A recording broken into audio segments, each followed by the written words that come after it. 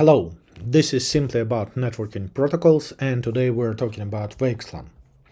Basic VxLAN functionality is described in standard RFC 7348. So, we have a configuration that contains servers. Servers host VMs.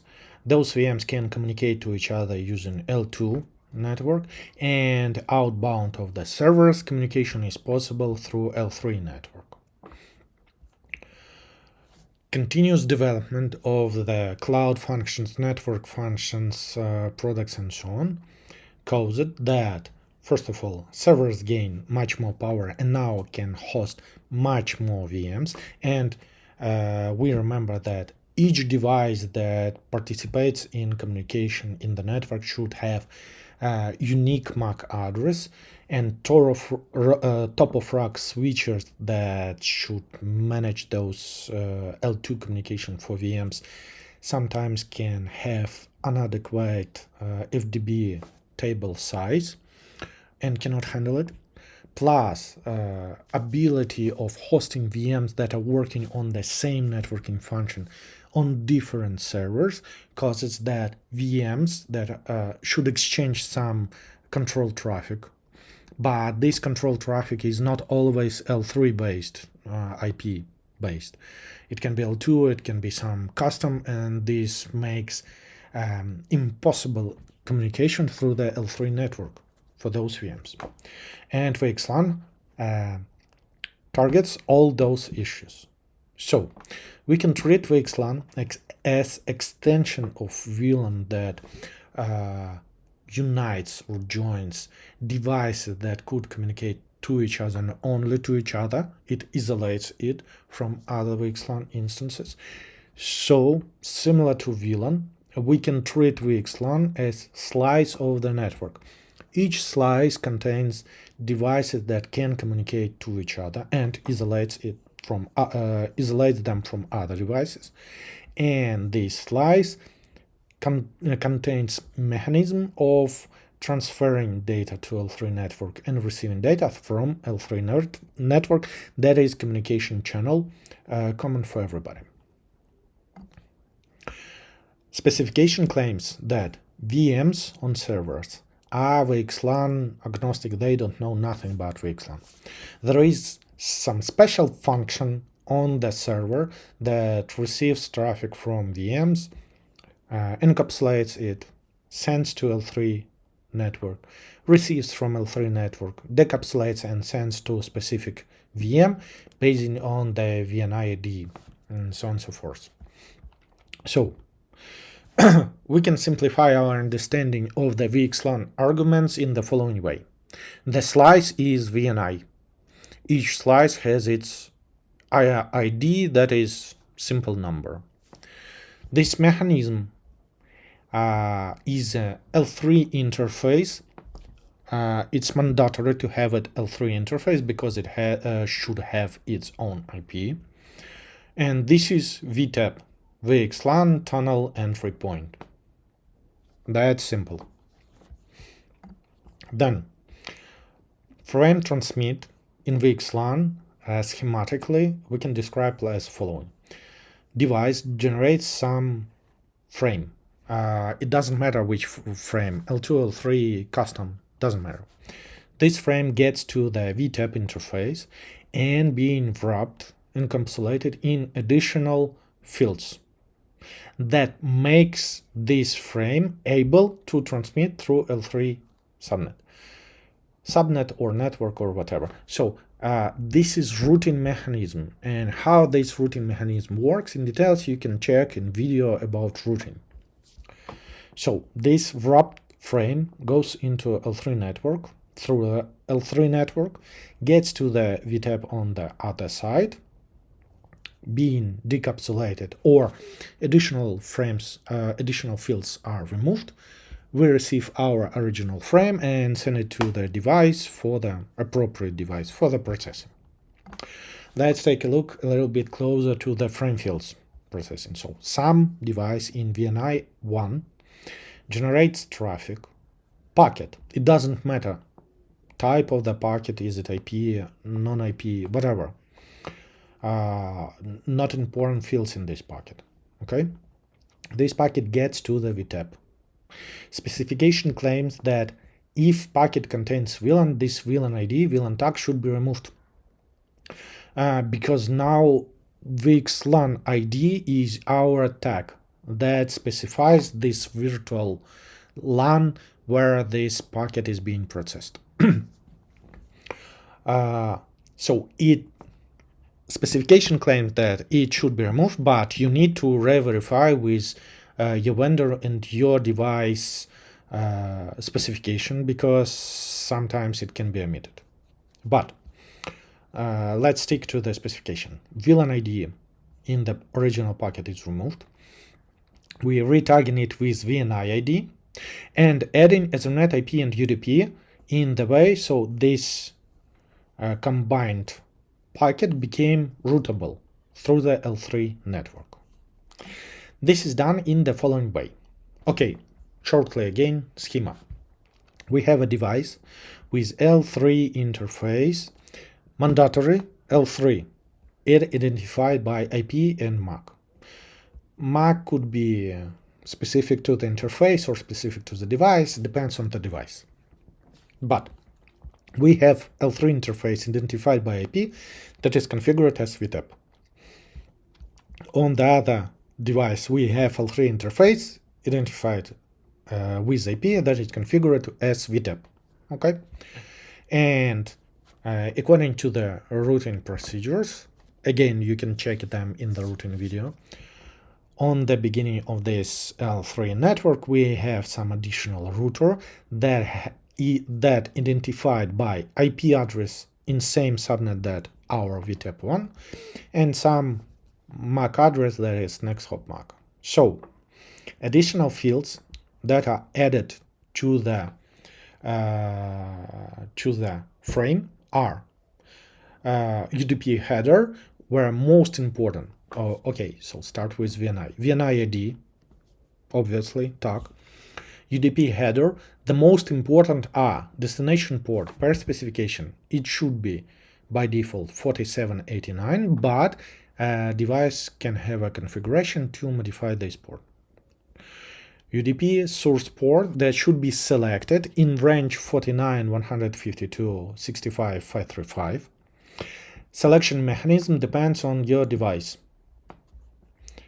IP header, where most important fields are destination IP. This is IP that identifies our receiving device, and source IP identifies our device, our VTEP, and destination VTEP. And Ethernet header, that should be source MAC is our MAC and destination MAC is MAC of the router that next will process our device. VLAN tag has nothing in common with original packet VLAN tag. Okay, they are not related. This VLAN tag is optional field that could be needed for correct routing through the L3 network for any reason. And Ethernet type specifies is it IPv4 or IPv6, depends. Then this was according to the specification, and let's talk about this according to the routers and routing.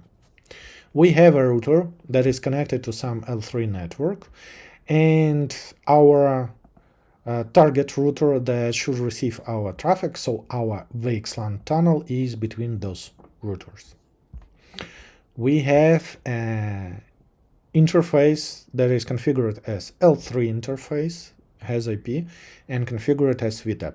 Same is on the target device. If you investigated VxLAN configuration using Cisco documentation, you definitely saw that there is loopback always in the configuration. This loopback, this is service interface.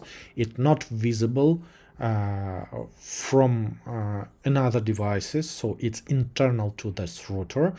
It's specific to this router. It's not recognized by any field in the packet, and so on and so forth. It's additional service interface.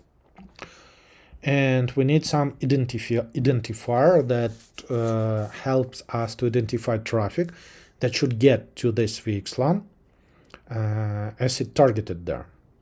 This is, again, according to Cisco documentation and Cisco way, most common way, let's be realistic. Cisco defines VN segment, VxLAN network segment, that is directly mapped to VLANs, or in other words, VLANs are directly mapped to this VN segment that has its VNI ID.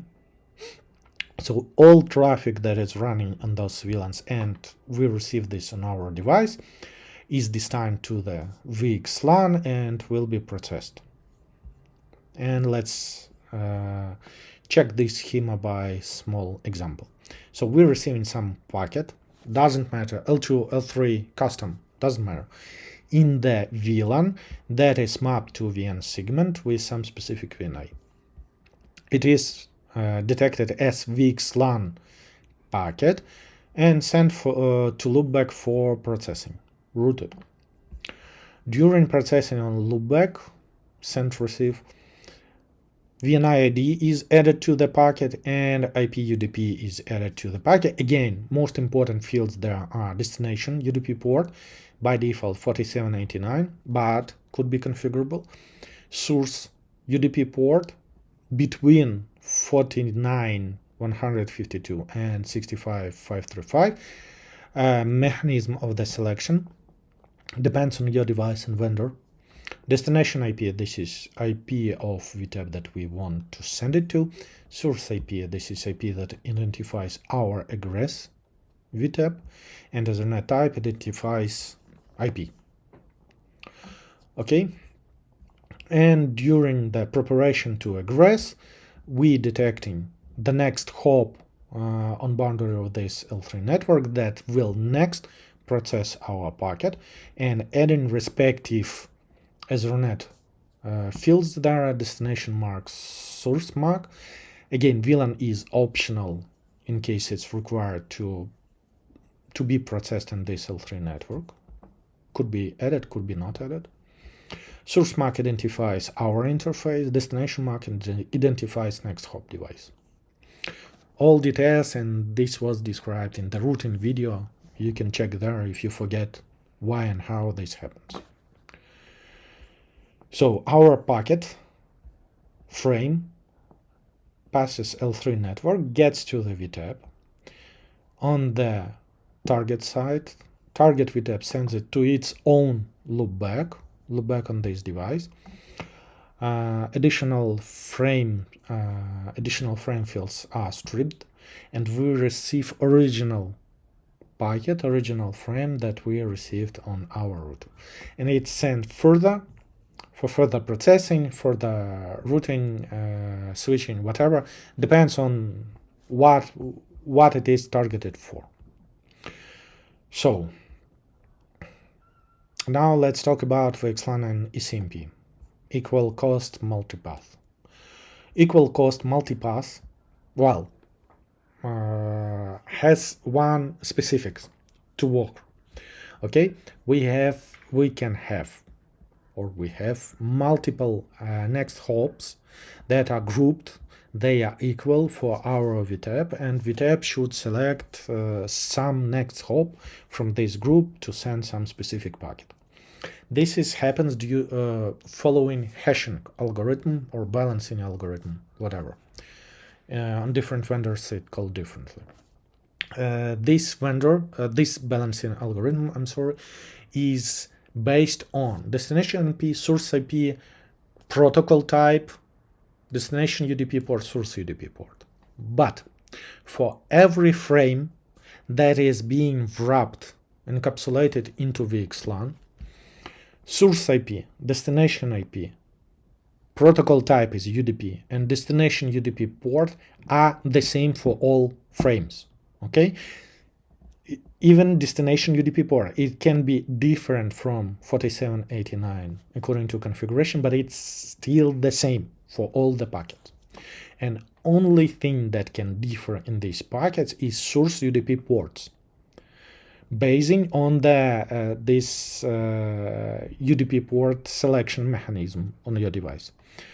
So to have this ECMP group working and to have traffic balanced between next hop group, we need to configure on our router 5 tuple hashing that will take into consideration source and destination UDP port. Otherwise, this ECMP group, otherwise traffic will not be balanced between next hops in this next hop group. That's it. Thank you. Have a great day.